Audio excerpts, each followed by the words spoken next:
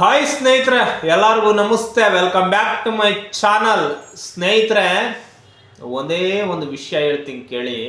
ಒಂದು ಗಾದೆ ಮಾತಿದೆ, ನಿನ್ನ ಹವ್ಯಾಸವನ್ನು ಬದಲಾಯಿಸು, ನಿನ್ನ ಹಣೆ ಬರಹ ಬದಲಾದೀತು, ದೋಣಿಯ ದಿಕ್ಕು ಬದಲಾಯಿಸು, ನೀ ಸೇರುವ ತೀರ ಬದಲಾದೀತು ಅಂತ. ಅಂದರೆ ನೀವು ಹೋಗೋ ದೋಣಿ ರಾಂಗ್ ರೂಟಲ್ಲಿ ಹೋಗ್ತಾ ಇದ್ರೆ, ಬೇರೆ ಇದರಲ್ಲಿ ಹೋಗ್ತಾ ಇದ್ರೆ, ಬೇರೆ ತೀರದ ಕಡೆ ಹೋಗ್ತಾ ಇದ್ರೆ ದೋಣಿನೇ ಬದಲಾಯಿಸಬೇಕೆಂದೇನಿಲ್ಲ.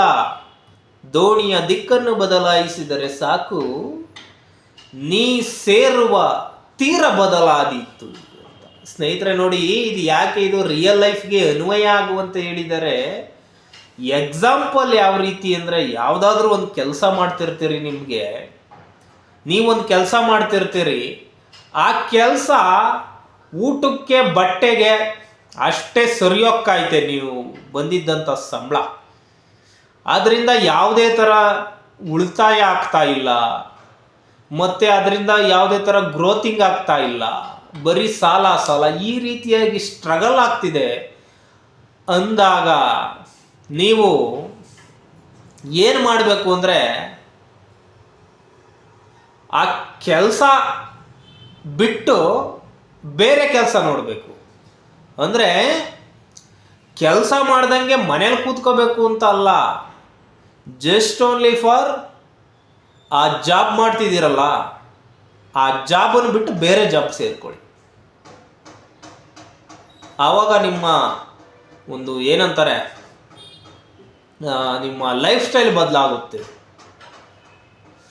ನಿಮ್ಮ ಏನಂತಾರೆ, ನಿಮ್ಮ ಜೀವನದಲ್ಲಿ ಅಭಿವೃದ್ಧಿ ಹೊಂದುತ್ತಾ ಇಲ್ಲ ಅಂತಂದರೆ, ನೀವು ಮಾಡ್ತಾ ಇರ್ತಕ್ಕಂಥ, ನೀವು ಹೋಗ್ತಾ ಇರ್ತಕ್ಕಂಥ ದಿಕ್ಕು ಇದೆಯಲ್ಲ, ಆ ದಿಕ್ಕನ್ನು ಬದಲಾಯಿಸಿ. ಅಂದರೆ ಆ ಕೆಲಸ ಬಿಟ್ಟು ಬೇರೆ ಕೆಲಸ ಮಾಡು.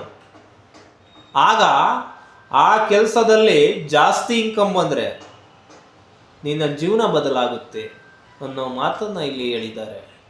ಸ್ನೇಹಿತರೆ, ಇದೇ ತರಹದ ಅನೇಕ ಗಾದೆ ಮಾತುಗಳು. ಮತ್ತು ಇನ್ನೊಂದಿದೆ, ನಿನ್ನ ಹವ್ಯಾಸವನ್ನು ಬದಲಾಯಿಸು, ನಿನ್ನ ಹಣೆ ಬರ ಬದಲಾಗುತ್ತೆ ಅಂತ ಹೇಳ್ತಿದೆ.